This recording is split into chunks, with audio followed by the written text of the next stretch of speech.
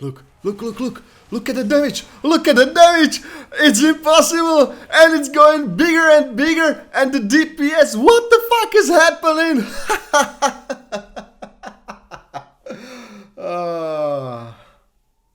Skalvar Gaming! Oh my! Unholy Death Knight, so crazy that we had to be nerfed 20% of our mastery and we are still topping our meters in any PvE situation.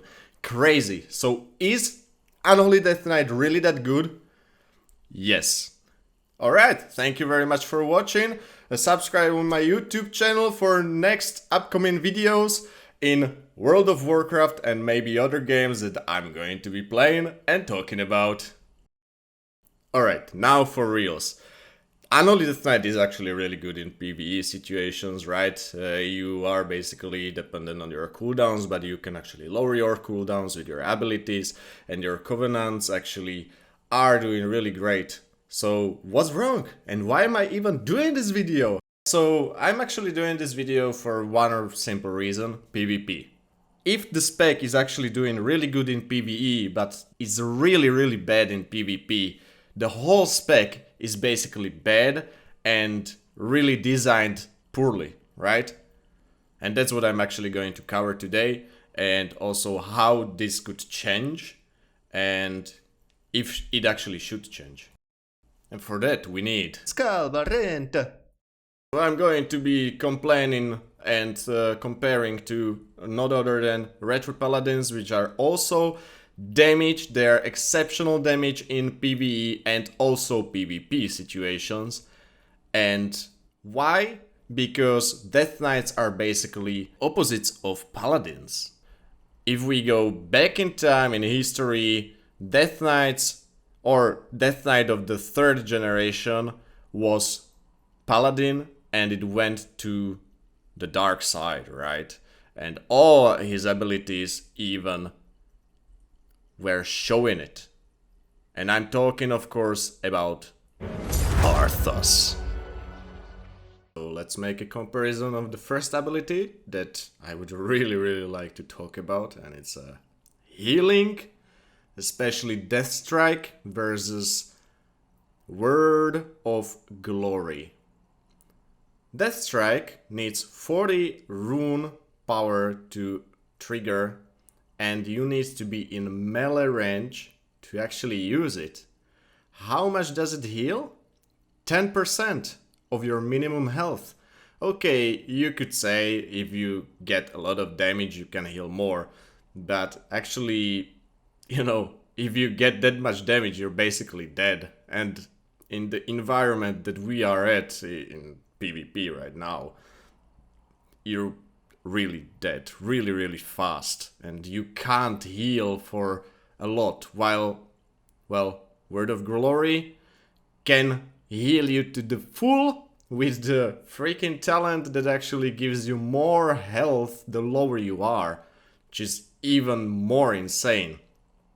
And yeah, that's it. I know it costs also 3 holy power, but we could still change that. For example, for Death Strike, I mean, we could get it to cost runes and to heal more. And I mean much more than it heals now, because now it's just bad. And it's bad example of how this should work. Someone would say that this is just the healing that Paladins use with the Flash of Light. So let's try and also dissect that one. So Flash of Light or Word of Glory, you don't have to be in melee range and you can cast it. So if you can cast it for mana, where does Death Knight actually, where does it leave Death Knight at, you know? Nowhere, exactly. Because you need to generate first runic power and then use it to actually heal yourself. And you still are unable to heal for more than you would like to. So if you would say that Word of Glory is just a super OP skill, we would also, we could argue that Sacrificial Pact should heal for more. It also destroys your pet, which you're really losing a lot of damage thanks to our pet dealing 40 to 50% of our own damage, which is just crazy.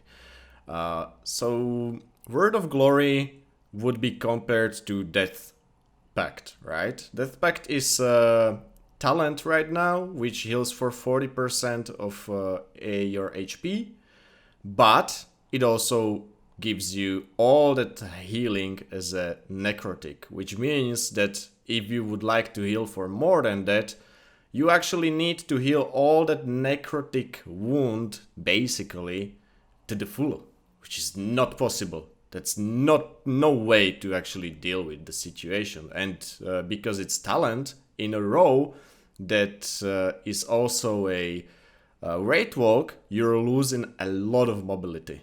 That's why this is not optional at all. Death Pact was baseline ability, it wasn't the talent that we have now, and there is no real reason why it should be talent. Yeah, okay, give us back, for example, Siphon Strike or whatever it was called. You remember that one in Warlords of Draenor that dealt amount of damage that was crazy and healed you back for the same amount? Yeah, because I do, and yeah, that was actually really bad. Like, it was so good that you could kill someone with that and you would be full health. Alright, you had to have death runes, but that's not the point here, right? So I think that I actually covered the healing of the Death Knight and what's wrong with it, so let's go to the other thing. Pet damage. So pet damage is actually really cool, right? If you think about it. It feels so crazy good as a Unholy Death Knight to just summon an army of the dead and use Apocalypse for more army of the dead and use your pet for damage.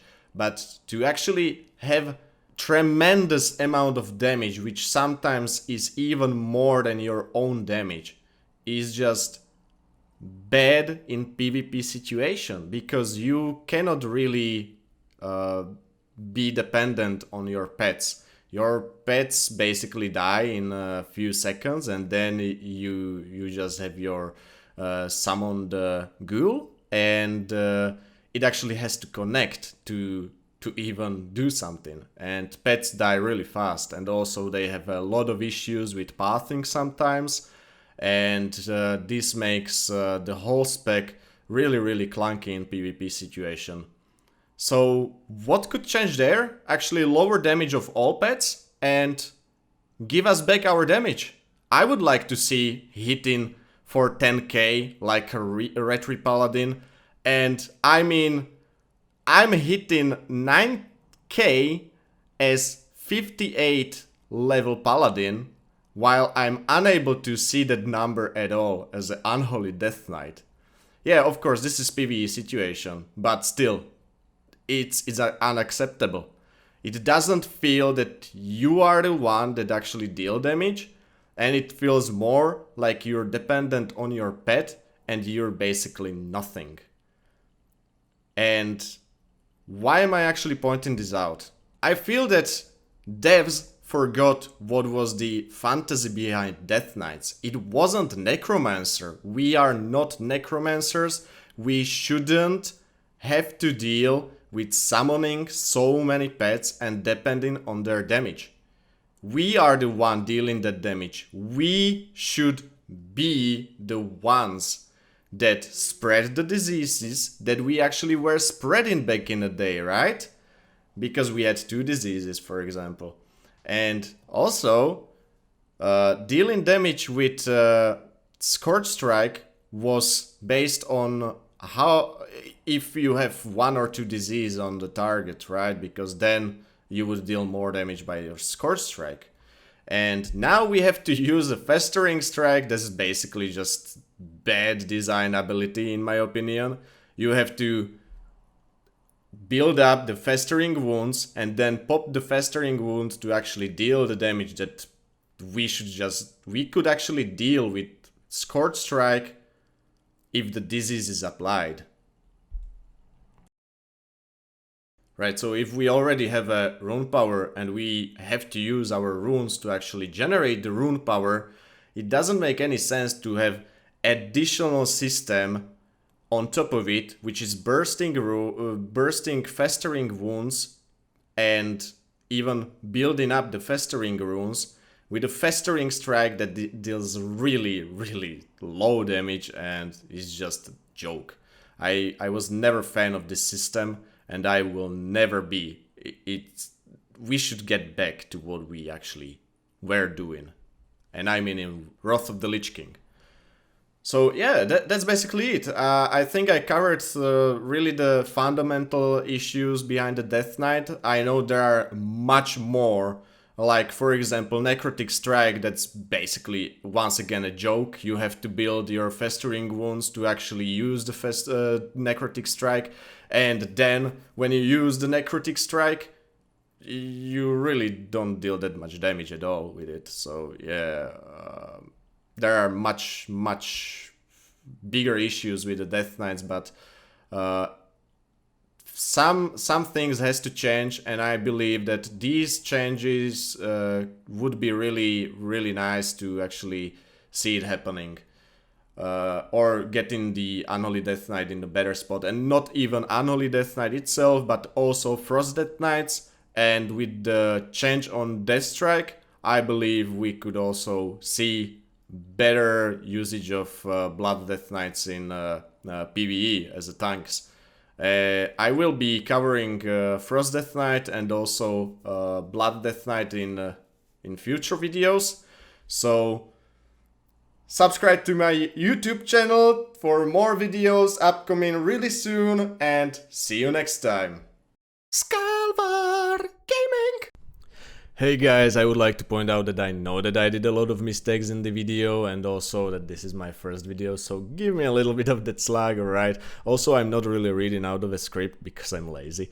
So yeah, this video was more about the point than and where the Death Knights are at the moment and where they should be or could be. Then about 5 runic power or 10% HP difference in what I said and what's on a chart. So yeah, that's it. Thank you very much for watching. See you later. Skalvar Gaming!